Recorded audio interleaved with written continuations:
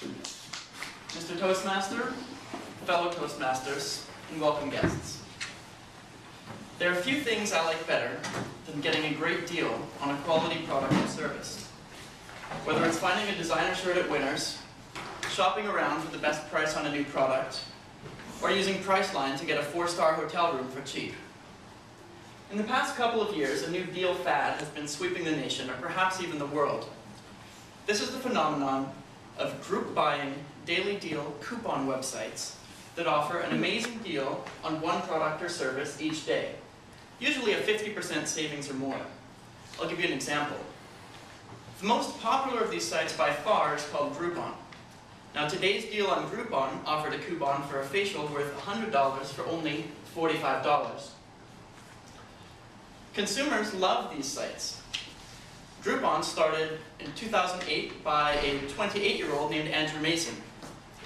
They hastily reached $1 billion in sales, and just a few months ago had the confidence to turn down a $6 billion acquisition bid from Google.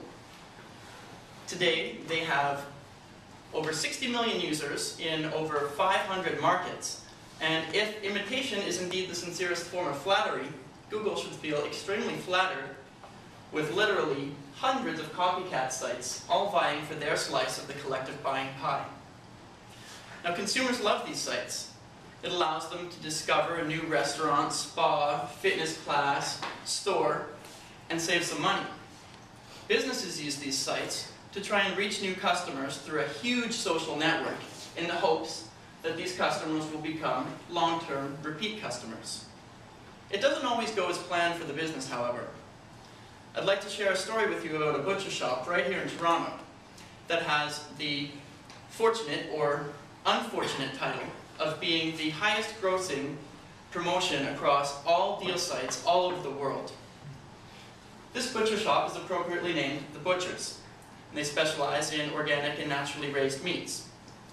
They recently offered a promotion through a website called Deal Find for a coupon for $175 worth of meat for only $55.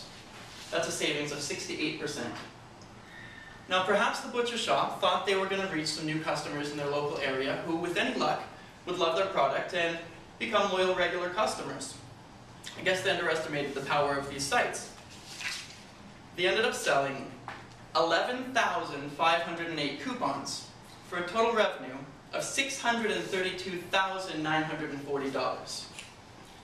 Now, when they split that with the deal site, who usually keeps 50% of any given promotion, they're left with a revenue of $316,000, which is not bad for one day at a small business. Consider, however, the retail value of these coupons is over $2 million. So the butchers found themselves in a tight spot. They have to basically give away $2 million worth of meat for only $316,000 worth of revenue. Stories like this abound on the internet, most on a much smaller scale, but they all share some common points. Basically, the business got stuck giving away more product than they anticipated for less revenue than it would have taken for them to break even. More often than not, the businesses report that only a tiny percentage of these coupon buyers actually become regular customers. Not all Groupon stories are horror stories, however. One type of business that tends to do extremely well with these daily deal websites are service-related businesses. I'll give you another local example of a yoga studio right here in Liberty Village. A few weeks ago, Gyan Yoga offered a promotion of 20 classes for $20. Anyone familiar with the cost of fitness classes knows that this is a great deal. They ended up selling 800 vouchers, and after they split the revenue with the deal site, they were left with about $8,000 of revenue. That's a pretty good chunk of change for a relatively new business with only 3 employees, and they didn't even have to end up doing any extra work. Yen Yoga saw a spike in their attendance for a while, but they were able to accommodate all the deal seekers into their regular class schedule. More and more businesses are becoming wise to the ways of the deal site, and they're developing strategies whereby both the business and the site can benefit.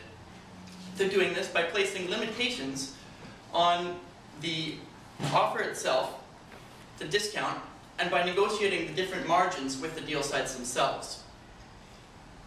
When businesses businesses intelligently use the deal sites, they can develop loyal customers. When the deal sites are on top of their game, they'll gain credibility and following. And when consumers use the deal sites, not only can they save some money, but they could discover their new favorite product or service. Thank you.